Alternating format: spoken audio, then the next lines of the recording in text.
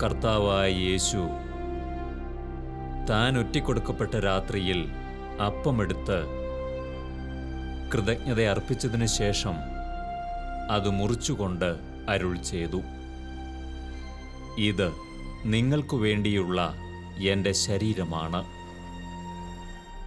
എൻ്റെ ഓർമ്മയ്ക്കായി നിങ്ങൾ ഇത് ചെയ്യുവിൻ.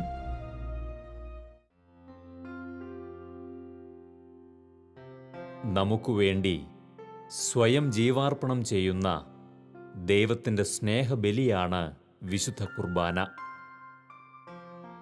വിലമതിക്കാനാവാത്ത അവിടുത്തെ അനന്തകാരുണ്യമാണ് ആ ബലിയിൽ പങ്കുചേരുവാൻ നമ്മെ പ്രാപ്തരാക്കുന്നത്.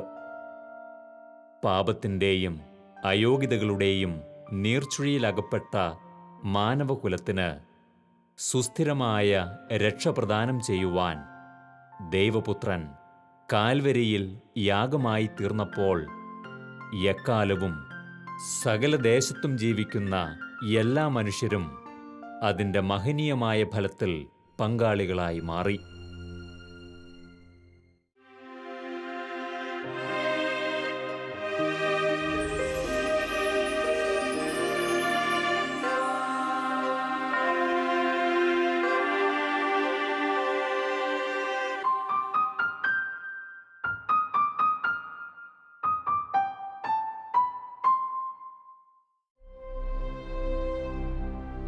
വിശുദ്ധ കൊച്ചുത്രേസ്യ പറയുന്നു, അല്പം കൂടി തുറവിയുള്ളവരാകുക, അഥവാ നിങ്ങളുടെ ചിന്താമണ്ഡലത്തെ അല്പം കൂടി ഉയർത്തുക.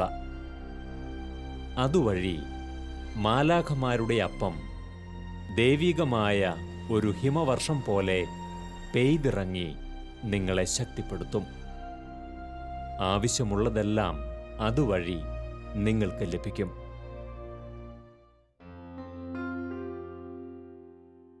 നമുക്ക് സ്നേഹത്തിൻ്റെ തികവ് നൽകുന്ന ആത്മീയ ഭോജ്യമാണ് ദിവ്യകാരുണ്യം. വചനം പറയുന്നു, അവൻ്റെ പൂർണ്ണതയിൽ നിന്ന് നാമെല്ലാം കൃപയ്ക്കുമേൽ കൃപ സ്വീകരിച്ചിരിക്കുന്നു. ദൈവത്തിൻ്റെ പൂർണ്ണത ദിവ്യകാരുണ്യമാകുന്ന ദൈവിക സാന്നിധ്യത്തിലൂടെ മനുഷ്യാത്മാവിൽ നിറയുമ്പോൾ ഓരോ മനുഷ്യരും ദൈവമക്കളായി മാറുന്നു. അവിടുത്തെ പൂർണ്ണതയിൽ പങ്കാളികളായി തീർന്നു. ഞങ്ങളുടെ ആദ്യത്തെ കുഞ്ഞിനെ ഭാര്യ ഗർഭം ധരിച്ച സമയത്ത് അന്ന് വൈഫ് ജോലി ചെയ്യുന്നില്ല. എൻ്റെ ജോലിക്ക് ശേഷം സായാഹ്നങ്ങളിൽ ഒരുമിച്ച് ബലിയർപ്പിക്കാനും വിശുദ്ധ കുർബാനയുടെ സന്നിധിയിലിരുന്ന് മിക്കവാറും എല്ലാ ദിവസവും എന്നതുപോലെ പ്രാർത്ഥിക്കാനും ഞങ്ങൾ ശ്രമിക്കുമായിരുന്നു. അങ്ങനെ ഒരിക്കൽ ദിവ്യകാരുണ്യ സന്നിധിയിലിരുന്ന് പ്രാർത്ഥിക്കുമ്പോൾ എൻ്റെ ഉള്ളിൽ ഞങ്ങളുടെ നിരന്തരമായൊരു പ്രാർത്ഥന ദിവ്യകാരുണ്യ ചൈതന്യമുള്ള ഒരു കുഞ്ഞിനെ തരണമെന്നായിരുന്നു. ഞാൻ ഓർക്കുന്ന മറ്റൊരു സംഭവം, എൻ്റെ ഇളയ കുഞ്ഞ് വിശുദ്ധ കുർബാനയുടെ സമയങ്ങളിൽ ദേവാലയങ്ങളിലൊക്കെ ഓടി നടക്കുന്നൊരു പ്രകൃതം. അതുകൊണ്ട് പലപ്പോഴും ഇത്തിരിയൊക്കെ ബുദ്ധിമുട്ടിയാണ് അവനെ കൂട്ടി പള്ളിയിലൊക്കെ കുർബാനയ്ക്ക് പോകുന്നത്. ചിലപ്പോഴൊക്കെ ഉള്ളി വിചാരിക്കും, ഇങ്ങനെ ബലിയർപ്പിച്ചിട്ട് എന്ത് പ്രയോജനം, അവനെ വീട്ടിലിരുത്തിയാൽ പോരെ. പക്ഷെ എന്നെ വല്ലാതെ അത്ഭുതപ്പെടുത്തിയ ഒരു സംഭവം ഈയിടെ വീട്ടിലുണ്ടായി. ചേട്ടനും അനിയനും ആഹാരം കഴിക്കുന്നതിനിടയിൽ ഞാൻ നോക്കുമ്പോൾ ചേട്ടൻ്റെ അരികിലേക്ക് കൈകൂപ്പി പിടിച്ച് കുർബാന സ്വീകരിക്കാൻ വരുന്ന ഒരു മനുഷ്യൻ്റെ ഭാവത്തോടെ ഇളയവൻ ചെല്ലുകയും ചപ്പാത്തി പൊട്ടിച്ച് വൈദികൻ വിശുദ്ധ കുർബാന കൊടുക്കുന്ന പോലെ ചേട്ടൻ കൊടുക്കുകയും അതിനുശേഷം കൈകൂപ്പിക്കൊണ്ട് ഇളയ കുഞ്ഞ് മുട്ടുകുത്തി നിൽക്കുകയൊക്കെ ചെയ്യുന്ന കണ്ടപ്പോൾ ഈ നമ്മൾ കൊണ്ടുപോയി കഷ്ടപ്പെട്ടാണെങ്കിലും നമ്മൾ ബലിപീഠത്തോട് ചേർത്ത് നിർത്തുമ്പോൾ ആ വിശുദ്ധ കുർബാന കുഞ്ഞുങ്ങളെ എവിടെയോ സ്വാധീനിക്കുന്നുണ്ട്. തീർച്ചയായും കുടുംബജീവിതത്തിൻ്റെ എടുത്താൽ പൊന്താത്ത ഭാരങ്ങൾ വല്ലാതെ നിറയുന്ന സമയത്ത് ഏതെങ്കിലും ഒരു ആരാധനാലയത്തിൽ ഈശോയുടെ സന്നിധിയിൽ ശാന്തമായിട്ടിരിക്കുമ്പോൾ വല്ലാതെ മനസ്സിൻ്റെ ഭാരം ഇങ്ങനെ വിട്ടൊഴിയുന്ന അനുഭവങ്ങൾ പലപ്പോഴും ലഭിക്കാറുണ്ട്. അതുകൊണ്ട് ഒരു കുടുംബജീവിതം ദിവ്യകാരുണ്യ കേന്ദ്രീകൃതമാകുമ്പോൾ മാത്രമാണ് അവിടെ നമുക്ക് ശാന്തിയും സ്വസ്ഥതയും അതുപോലെ മുന്നിലേക്ക് നോക്കാനുള്ള പ്രത്യാശയും നമുക്ക് ലഭിക്കുന്നത്. സിയന്നായിലെ വിശുദ്ധ കാതറിൻ പറയുന്നു, അങ്ങാണ് പരമോന്നതനും അനന്തകാരുണ്യവാനുമായ ദൈവം. സകല നന്മകൾക്കും മീതെയുള്ള നന്മസ്വരൂപൻ, എല്ലാ സൗന്ദര്യത്തെയും അതിലംഘിക്കുന്ന അനന്ത സൗന്ദര്യം, സകല ജ്ഞാനത്തെയും അതിശയിക്കുന്ന ജ്ഞാനം, മാലാഖമാരുടെ അപ്പം,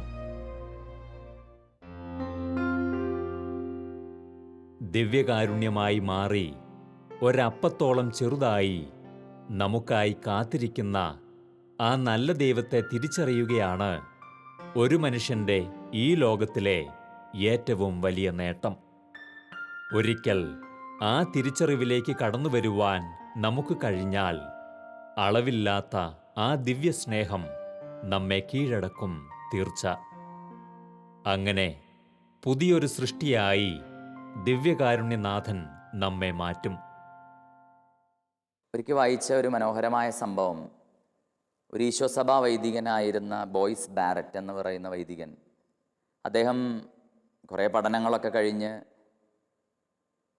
അതിഭൗതികത കലർന്ന ഒരു ജീവിതത്തിലേക്ക് മാറുകയും പിന്നീട് ദിവ്യകാരുണ്യവും വൈദിക വൃത്തി തന്നെ അദ്ദേഹം ഉപേക്ഷിച്ച് മനഃശാസ്ത്ര വിദഗ്ധനായി ലോകത്തിൽ സേവനം ചെയ്ത് ഒടുവിൽ എപ്പോഴോ എല്ലാം നഷ്ടപ്പെട്ട് ഒന്നുമില്ലാത്തവനായിട്ട് മനസ്സും മടുത്ത് നിരാശനായി ഒരു തെരുവിലൂടെ അലയുമ്പോൾ ഒരു ദേവാലയം കാണുകയും ആ ദേവാലയത്തിൽ വെറുതെ ഈ മനുഷ്യൻ പുറകിൽ പോയിരുന്നു. അവിടെ വിശുദ്ധ ബലി അർപ്പിക്കുന്ന സമയമായിരുന്നു. ബോയ്സ് ബാരറ്റിന് തോന്നി താൻ ആദ്യ കുർബാന സ്വീകരിച്ച മനോഹരമായ നിമിഷങ്ങൾ, അമ്മയും അച്ഛനും എന്നെ ഒരുക്കി വിട്ടത്, വീണ്ടും ആദ്യമായിട്ട് ബലിയർപ്പിച്ചത്, എങ്ങനെയോ ഈ മനുഷ്യൻ്റെ ഉള്ളിലൊരു ആഗ്രഹം ജനിച്ചു, ഒരിക്കൽ കൂടെ എനിക്ക് കുമ്പസാരിച്ചൊരുങ്ങി ദിവ്യകാരുണ്യം സ്വീകരിക്കണം.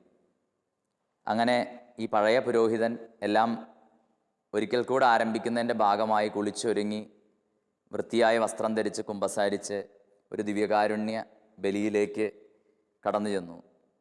ആ ദിവ്യബലിയുടെ കൂദാശ സ്വീകരണ സമയത്ത് ഹൃദയം മിടിക്കുന്ന ശബ്ദം ഇയാൾക്ക് തന്നെ കേൾക്കാമായിരുന്നു. അത്രയും തീവ്രതയോടെ ദിവ്യകാരുണ്യം സ്വീകരിച്ച ബോയ്സ് ബാരറ്റ് പിന്നീട് എഴുതി, ദിവ്യകാരുണ്യം സ്വീകരിച്ച സമയത്ത് എൻ്റെ കാതുകൾക്ക് പിന്നിൽ ഞാനൊരു സ്വരം കേട്ടു, ഒടുവിൽ സ്നേഹിത നീയും വന്നു, ഒടുവിൽ സ്നേഹിത നീയും വന്നു. ഓരോ ബലിയിലും ഓരോ ബലിപീഠത്തിലും കാത്തിരിക്കുന്ന ഒരു കർത്താവിൻ്റെ സ്നേഹമുണ്ട് എന്ന് ഓർമ്മിപ്പിച്ച ഒരനുഭവമായിരുന്നു അത്. വിശുദ്ധ തോമസ് അക്വീനാസ് പറയുന്നുണ്ട്, ഓരോ ദിവസവും നിനക്കായി ഓരോ അപ്പം ദൈവം കരുതി വച്ചിട്ടുണ്ട്, അവയിലൊന്നുപോലും നഷ്ടപ്പെടുത്താതിരിക്കാൻ സൂക്ഷിച്ചുകൊള്ളുവിൻ. തീർച്ചയായും ഈ ബോയ്സ് ബാരറ്റിനെ പോലെ നമ്മളും ദിവ്യകാരുണ്യം സ്വീകരിക്കുമ്പോൾ ആ ദിവ്യകാരുണ്യ ബലിപീഠത്തിൽ നമ്മൾ ഒരുപാട് ദൂരെയാണെങ്കിൽ പോലും ഹൃദയ പരമാർത്ഥതയോടെ ആൾത്താരെ സമീപിക്കുമ്പോൾ തീർച്ചയായും ഈശോ പറയുന്നുണ്ട്, ഒടുവിൽ സ്നേഹിത നീയും വന്നു. ഈ ചേർത്ത് പിടിക്കുന്ന കാത്തിരിക്കുന്ന ഈശോയുടെ സ്നേഹം ധാരാളമായി സ്വന്തമാക്കാൻ കർത്താവ് നമ്മളെ അനുഗ്രഹിക്കട്ടെ. വാഴ്ത്തപ്പെട്ട ഫ്രെഡറിക് ഓസാനം പറയുന്നു, ഓരോ ദിവസവും സമയം ശരിയായി വിനിയോഗിക്കപ്പെടുവാനുള്ള ഏറ്റവും നല്ല മാർഗം എല്ലാ ദിവസവും പുലർച്ചയ്ക്ക് അരമണിക്കൂർ ദിവ്യബലിക്കായി നഷ്ടപ്പെടുത്തുക എന്നതാണ്. ഒരു നിമിഷം ചിന്തിക്കാം, തൻ്റെ സമ്പന്നതയിൽ നമ്മെ പങ്കാളികളാക്കുവാനും എന്നും നമ്മോടൊപ്പമായിരിക്കുവാനും അനന്തനന്മ സ്വരൂപനായ ദൈവം സംവിധാനം ചെയ്ത ഈ മഹത്തായ ദൈവിക പദ്ധതിയോട് ആത്മാർത്ഥതയോടെ ചേർന്നു നിൽക്കുവാൻ നമുക്ക് കഴിഞ്ഞിട്ടുണ്ടോ? എല്ലാ നന്മകളിലും നമുക്ക് പങ്കാളിത്തം ഉറപ്പു നൽകുന്ന ഈ ദിവ്യഭോജ്യം ആത്മാവിൽ ഉൾക്കൊണ്ടുകൊണ്ട് ദൈവത്തിൻ്റെ സ്നേഹവലയത്തിൽ മുന്നേറുവാൻ നമുക്ക് പരിശ്രമിക്കാം.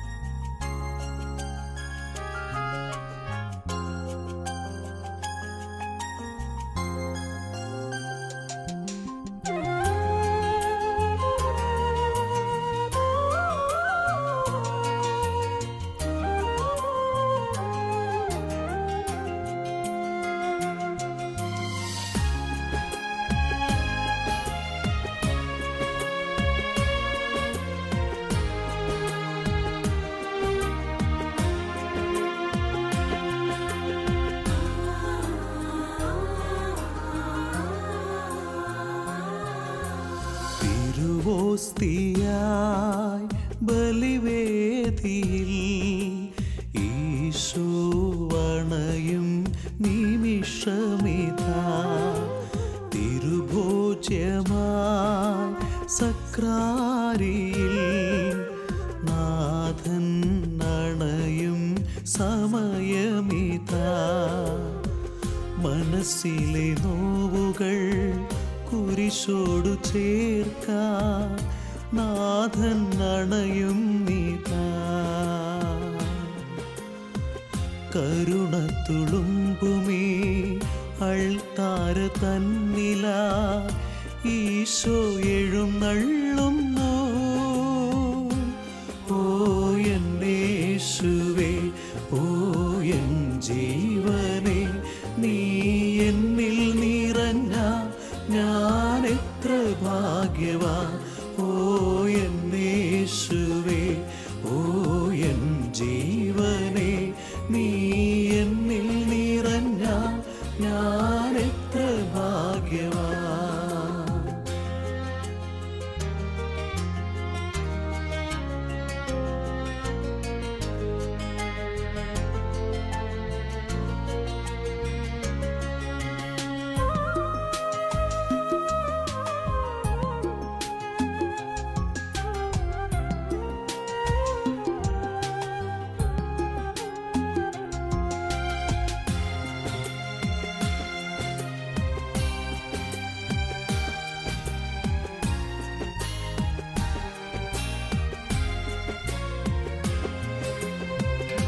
നീ വരുമ്പോൾ എൻ മാനസം നന്ദിയാൽ നിറയും. നീ നിറഞ്ഞാൽ എൻ ജീവിതം ധന്യമായി തീരും. എന്നാവിൽ നീ അലിയും നിമിഷം സ്നേഹമേ എൻ സ്വന്തമാകും നീ. എന്നാവിൽ നീ അലിയും നിമിഷം സ്നേഹമേ എൻ സ്വന്തമാകും നീ. ഓ എൻ യേശുവേ, ഓ എൻ ജീവനേ, നീ എന്നിൽ നിറഞ്ഞ ഞാൻ എത്ര ഭാഗ്യവാൻ. ഓ എൻ യേശുവേ, ഓ എൻ ജീവനേ, നീ എന്നിൽ നിറഞ്ഞ ഞാൻ എത്ര ഭാഗ്യവാൻ.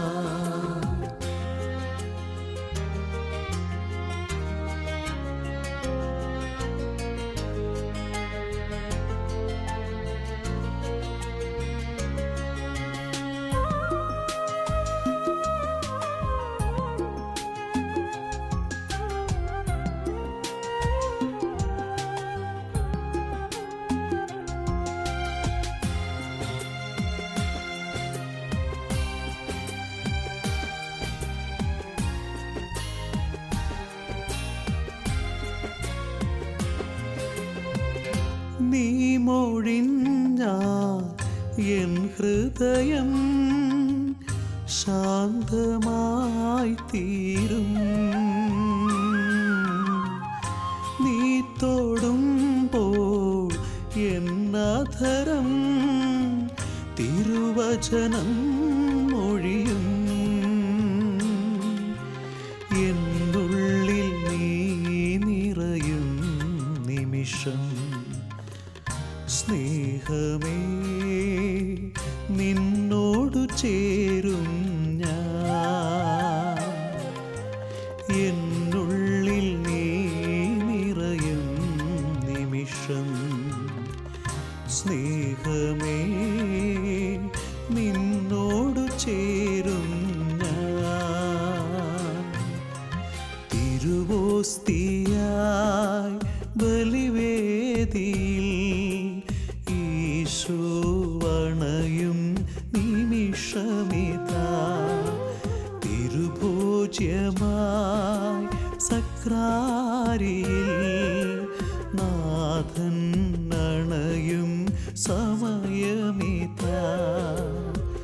മനസ്സിലെ നോവുകൾ കുരിശോടു ചേർക്കാൻ നാഥൻ അണയും നിതാ. കരുണത്തുളുമ്പുമീ അൾത്താര തന്നില ഈശോ എഴുന്നള്ളുന്നു. ഓ എന്നേശുവേ, ഓ എൻ ജീവനേ, നീ എന്നിൽ നിറഞ്ഞാൽ ഞാൻ എത്ര ഭാഗ്യവാൻ. ഓ എന്നേശുവേ, ഓ എൻ ജീവനേ, നീ എന്നിൽ നിറഞ്ഞാൽ ഞാൻ എത്ര ഭാഗ്യവാൻ.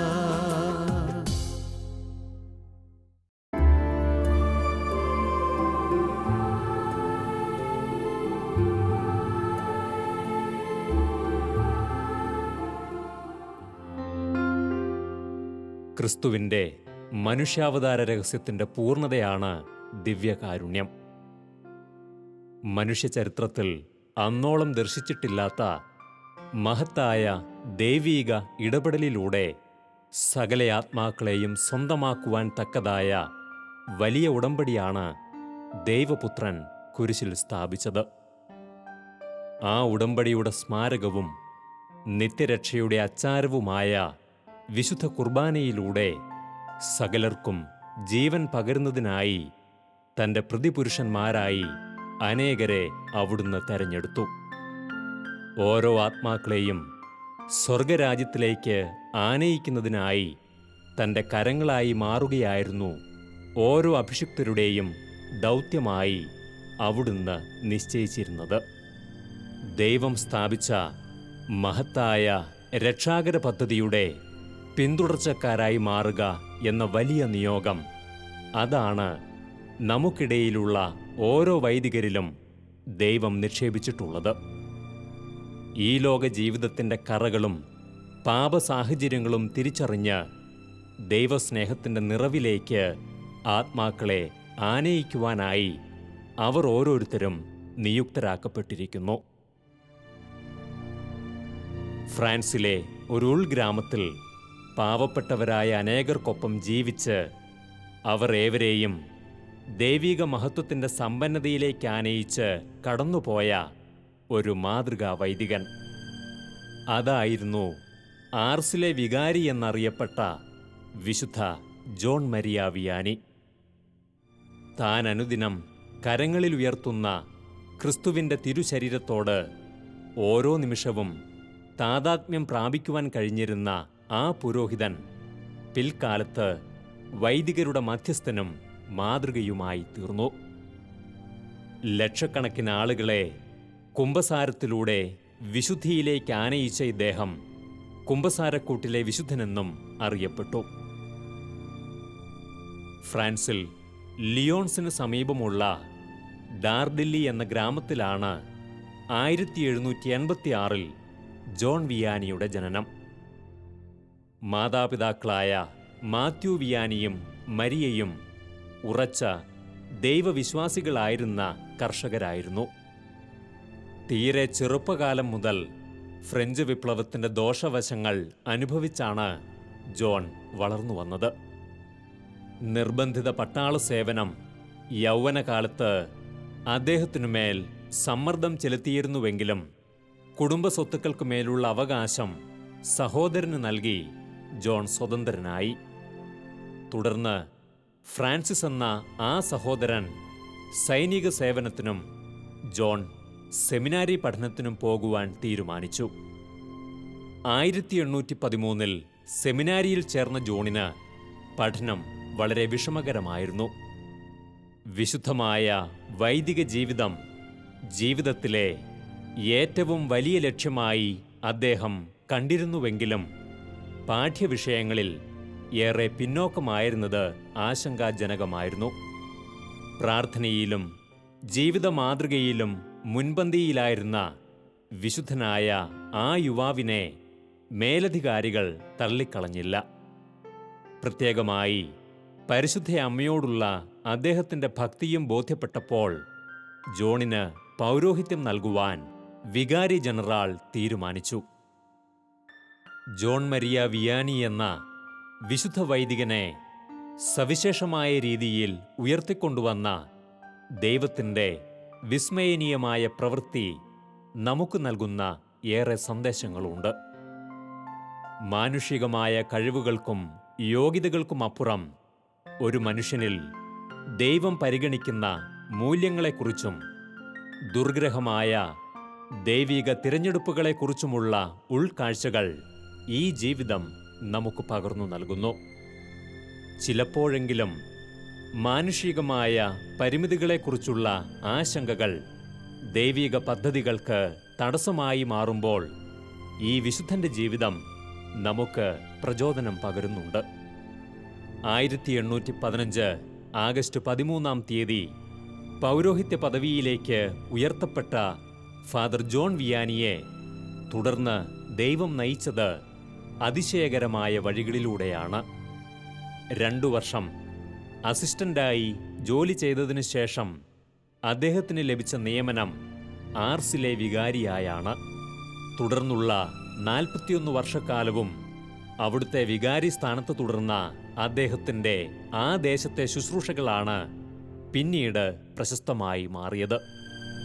അദ്ദേഹം വികാരിയായി ആർസിലെത്തിച്ചേരുമ്പോൾ ആ നാടിൻ്റെ സാഹചര്യങ്ങൾ ഏറെ പരിതാപകരമായിരുന്നു. വിശുദ്ധ കുർബാനയും കുമ്പസാരവുമില്ലാതെ മദ്യവും അർത്ഥരഹിതമായ ആഘോഷങ്ങളുമായി കഴിഞ്ഞിരുന്ന ഒരു സമൂഹത്തെയാണ് അദ്ദേഹത്തിന് അവിടെ കാണുവാൻ കഴിഞ്ഞത്. ജീവിതകാലത്ത് അന്നോളം തിന്മ എന്തെന്നറിഞ്ഞിട്ടില്ലാത്ത വിശുദ്ധനായ ആ പുരോഹിതന്റെ വാക്കുകൾ ആ നാടിനെ വലിയ മാനസാന്തരത്തിലേക്ക് നയിച്ചു.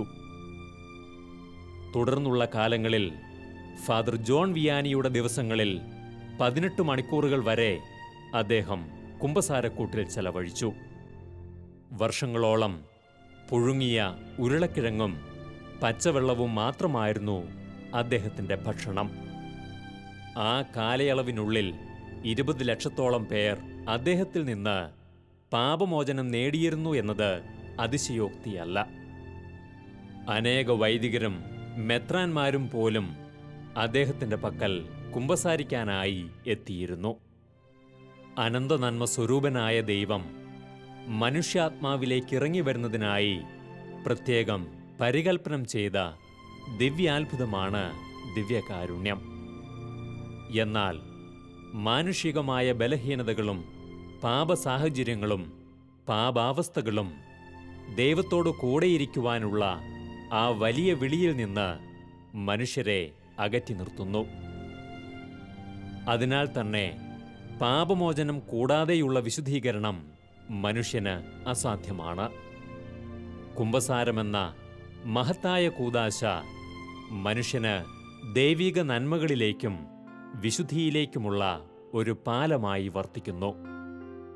തൻ്റെ തിരഞ്ഞെടുക്കപ്പെട്ട അഭിഷിക്തരിലൂടെ അവിടുന്ന് നമുക്ക് സമ്മാനിച്ചിരിക്കുന്ന ഈ വലിയ കൂദാശയുടെ മഹാത്മ്യത്തെ ലോകത്തോട് ഉദ്ഘോഷിച്ച വിശുദ്ധനാണ് ജോൺ വിയാനി.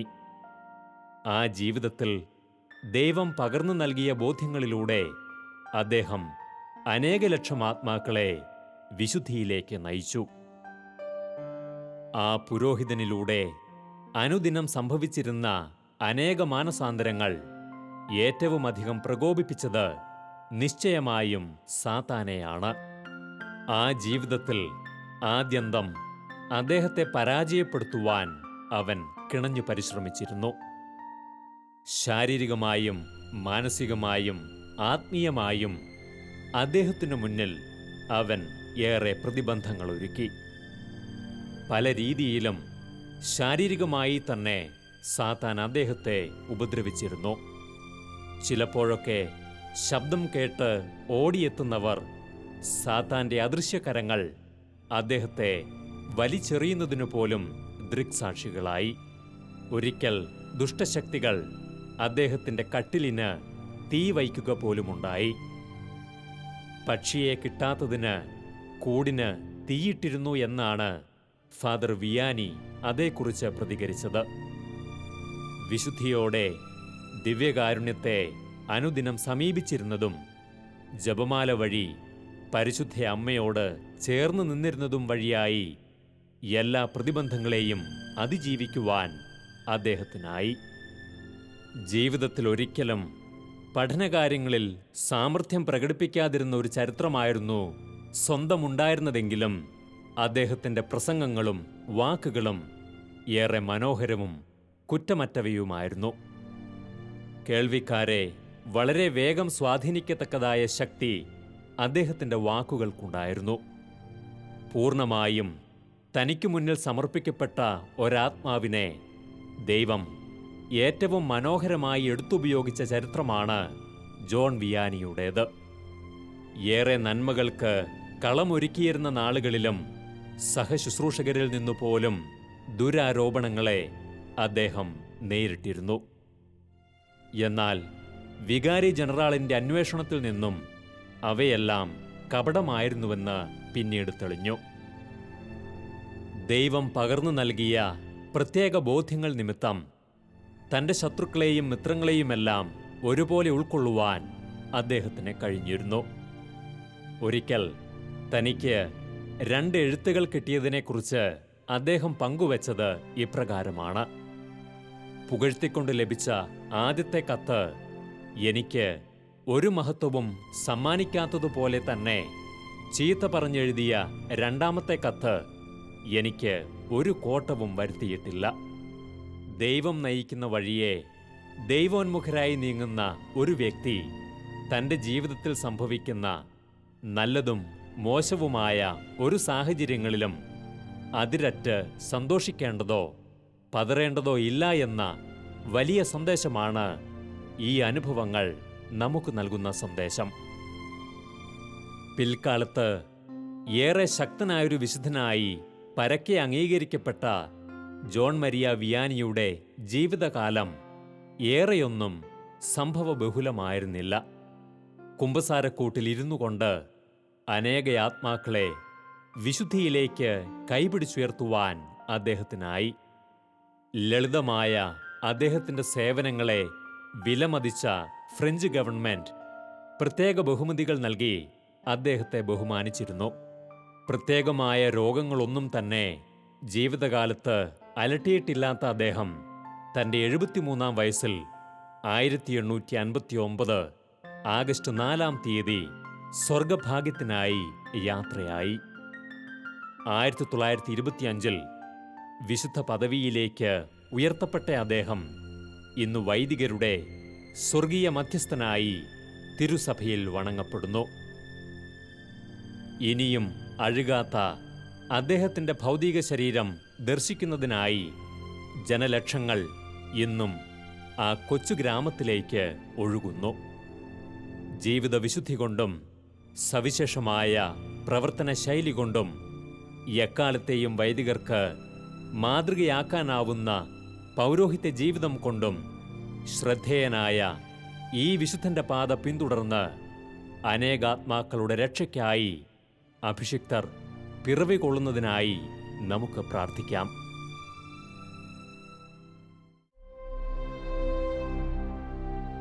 ദിവ്യകാരുണ്യനാഥനായ ഈശോയെ, അങ്ങയുടെ രക്ഷാകര ദൗത്യത്തിൽ പങ്കുചേർന്നുകൊണ്ട് ജീവിതവിശുദ്ധിയും ആത്മനവീകരണവും പ്രാപിക്കുന്നതിനായി അനേക അഭിഷിക്തരെ സഭയിലൂടെ ഞങ്ങൾക്ക് സമ്മാനിക്കുന്നതിനെയോർത്ത് അങ്ങേയ്ക്ക് നന്ദി പറയുന്നു.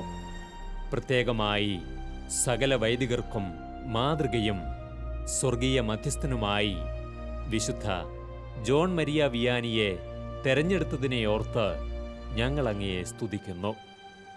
ആ വിശുദ്ധന്റെ മാതൃക പിന്തുടർന്ന് അനേകരെ നിത്യസൗഭാഗ്യത്തിലേക്ക് ആനയിക്കുവാനായി അനേക അഭിഷിക്തരെ അങ്ങ് തെരഞ്ഞെടുത്ത് വഴി നടത്തണമേ.